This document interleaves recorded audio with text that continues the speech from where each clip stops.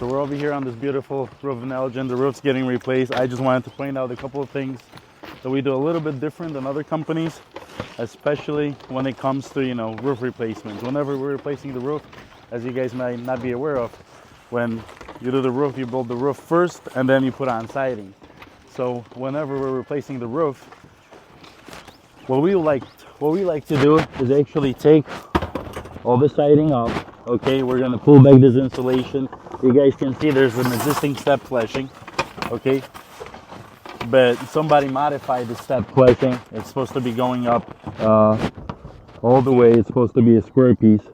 But in this case, a previous contractor, what he did, he just put the ice and water right over here.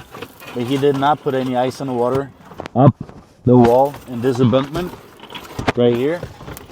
So what's going to most likely happen right here, if the snow goes past the step flashing, if it goes over, it's going to go in between this crease, this abutment between the sidewall and the decking. So what we would like to do, and what we're going to do, is put the ice and water about 12 inches up onto that wall.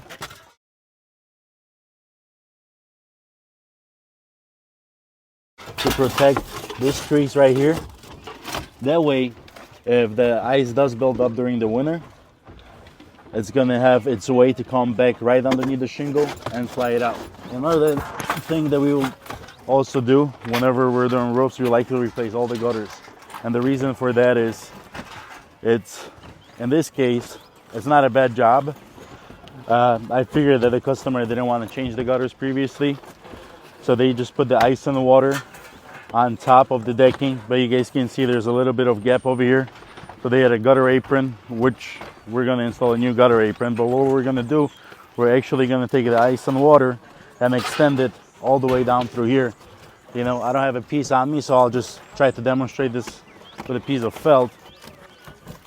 So if we have the ice and the water tucked onto the fascia over here and then extends all the way up, we're going to add another row because we're required to put 6 feet up according to our manufacturer instruction. So what's going to happen if the gutter does fill up over here during the winter months, whenever the ice freezes and tries to get back underneath the shingle, it's just going to slide back down, and it's going to be a repeat process until the whole snow melts.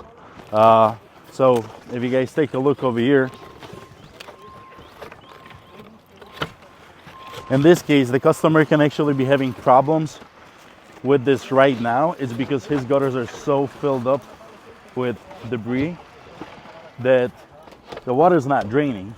So what's happening is the water can be entering this property right underneath over here. As it fills up with the wind-driven rain, it can be pushed into that crease right behind this.